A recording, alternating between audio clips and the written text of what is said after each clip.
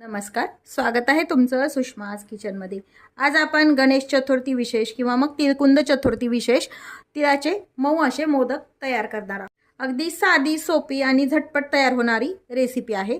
Video शेवटपर्यंत बघा। रेसिपीला लाईक करा, चॅनलला सबस्क्राइब करा, तसेच बेल नोटिफिकेशन पण ऑलवर प्रेस करा, म्हणजे तुम्हाला माझ्या प्रत्येक नवीन रेसिपीचा नोटिफिकेशन सर्वात आधी येईल। मी काही मोठ्या साच्याने तयार केलेत आणि काही छोट्या साच्याने तयार केलेत। तुम्हाला हव्या त्या साच्याने तुम्ही हे मोदक तयार करू शकता। आता आपण गणपती बाप्पाच्या प्रसादासाठी लागणारे तिळाचे मोदक तयार करूया। मोदक बनवण्यासाठी इथे मी कढई गरम करायला ठेवली। त्यामध्ये 1 वाटी तीळ आपण छान जसे लाडूला भाजतो तसे खमंग असे भाजून घ्यायचे। तीळ भाजताना गॅस हा मीडियमच ठेवायचा। हाय हीट वरती तीळ नाही भाजायचे, नाहीतर तीळ करपले जातात।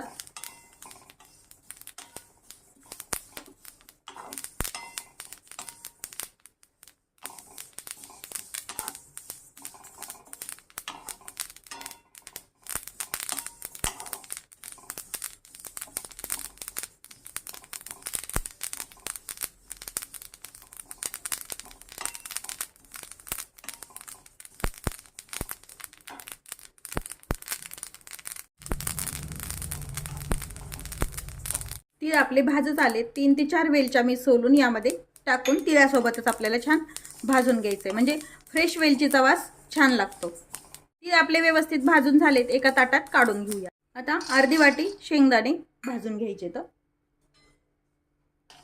शेंगदाणे पण व्यवस्थित भाजून झाले। ज्या ताटात तीळ काढले त्या ताटात हे शेंगदाणे पण काढून घ्यायचे। आता अर्धी वाटी सुक्या खोबऱ्याचा खीस पण आपल्याला भाजून घ्यायचा आहे।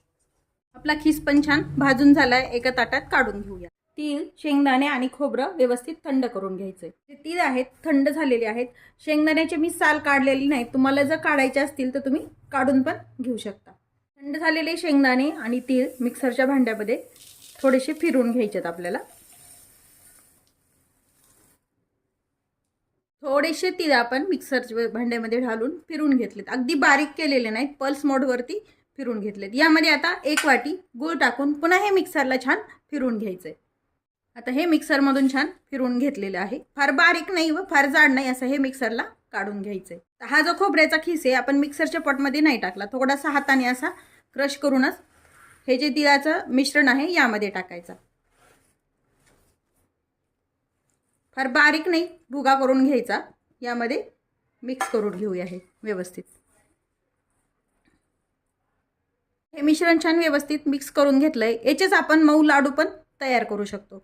आता एक मोदकाचा साचा घ्यायचा आहे, त्याला थोडंसं साजूक तूप लावून घ्यायचंय। लावून साचा असा बंद करून घ्यायचा आणि हे मिश्रण यामध्ये प्रेस करून भरून घ्यायचे पूर्ण साच्यांमध्ये। व्यवस्थित दाबून प्रेस करायचं, म्हणजे याचा आकार छान येतो। यामध्ये हवे असतील तर तुम्ही ड्राय फ्रूट्स पण टाकू शकता। आता हे सर्व साच्यामध्ये आपण स्टफ करून घेऊया। साच्यामध्ये आपण व्यवस्थित तिळाचं सारण भरून घेतलंय। हे ओपन केलंय, पाहू शकता तुम्ही। अलगद असे मोदक हे काढून घ्यायचे। सुरेख असा साधा सोपा झटपट चतुर्थीसाठी, तिळकुंद चतुर्थीसाठी किंवा संकट चतुर्थीसाठी असे तिळाचे मऊ मोदक आपण तयार करू शकतो। असेच आपण सर्व मोदक तयार करून घेऊया। तयार आहेत आपले गणपती बाप्पाच्या प्रसादासाठी तिळाचे झटपट तयार होणारे मऊ मोदक। अगदी साधी सोपी रेसिपी आहे। तुम्ही मोदक कसे तयार करता हे कमेंट करून नक्की सांगा। आपण काही मोठे आणि काही छोटे मोदक पण तयार केले। चॅनलला सबस्क्राइब करा, तसेच बेल नोटिफिकेशन पण ऑलवर प्रेस करा, म्हणजे तुम्हाला माझ्या प्रत्येक नवीन रेसिपीचं नोटिफिकेशन सर्वात आधी येईल। अशाच नवीन रेसिपीसोबत पुन्हा भेटूया। तोपर्यंत बाय बाय। व्हिडिओ पाहिल्याबद्दल खूप धन्यवाद।